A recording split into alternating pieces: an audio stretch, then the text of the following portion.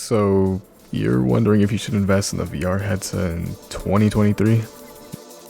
Short answer, wait. As someone who's owned my VR headset since 2019 and kind of have a lot of experience with games and social spaces, VR definitely has had its ups and downs, with a lot of those clickbait VR is dead titles on probably your front page. And if anything, a lot of the questions that you should ask are what kind of games are there, what is the hardware, and how expensive is it?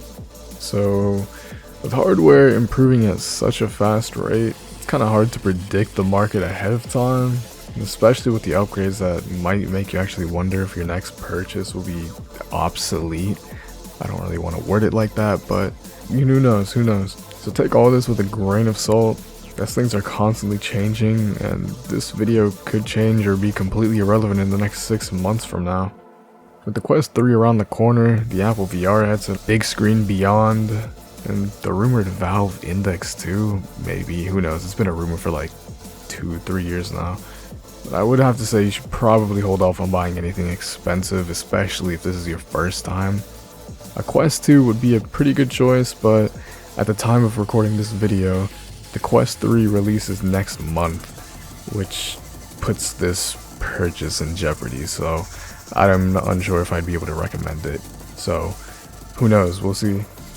But when it does release, the better battery life, I hope, and specs means better games and maybe a more rapid production of games that don't actually feel like tech demos or short experiences.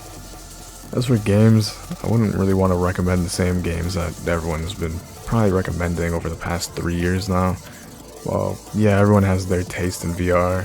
The library hasn't really been entirely covered yet. With Gran Turismo 7 coming out, Contractors VR kind of making its comeback, Pavlov VR and its mods. Those are pretty good games, and especially Blade and Sorcery. Very good to add to your library, but like I said, I can't just recommend the same games we've been recommending for the past 3 years now since the pandemic began.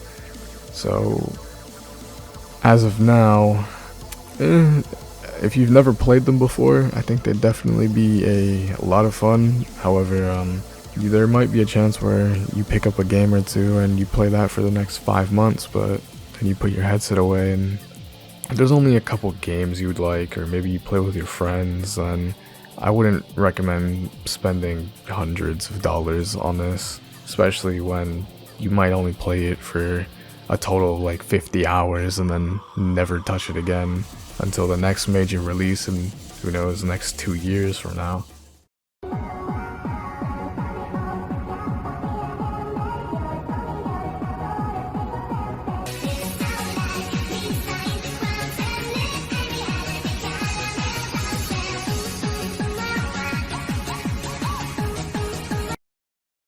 Now, the reason I say this is great VR games that you could call masterpieces like Half-Life Alyx, Walking Dead, Sins and Sinners, etc.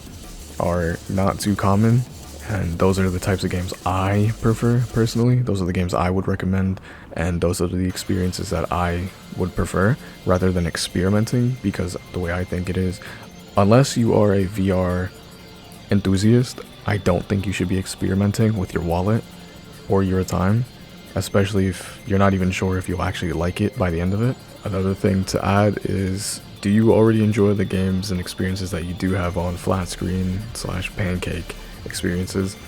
Because if so, you're not really going to be missing out too much, and you really shouldn't have FOMO over VR, at least not yet, because there's still a lot of time, and there has been a lot of time for VR to grow, and at least as of now, it is still a wait. I would definitely say wait a little bit longer. I think we're almost there. And once, personally, I can't wait for bigger industries to actually start joining in on it. For example, PlayStation VR 2. Even if they sold at a loss or it wasn't as successful as they hoped, those are the types of games we get to play, and those are the types of games I really hope we continue to get. And as long as VR is adopted and you are actively looking to get into VR, then hey, there it is. That's your decision to make.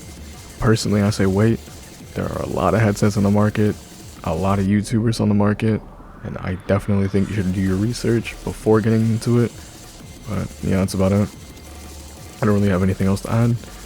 And yeah, good luck, I guess. And like you, I'm hoping for better experiences and constantly trying to look for the next biggest thing in VR. But yeah, that's really about it. And hopefully this YouTube stuff, I don't know, I'll probably keep on going. So if you like it or whatever, just do the usual. Also, give me advice, by the way. I would definitely appreciate advice because I'm not really sure how to format these things yet. And I would definitely appreciate comments about it. And yes, before anyone comments about my voice being chill or monotone, I kind of don't really intend on doing all the hype stuff because I'm not really too much of a fan of overhyping things. But yeah, just like and subscribe. I would definitely appreciate it. I will get better, I promise. I've never really edited formats like this, so yeah. See you in the next one, I guess.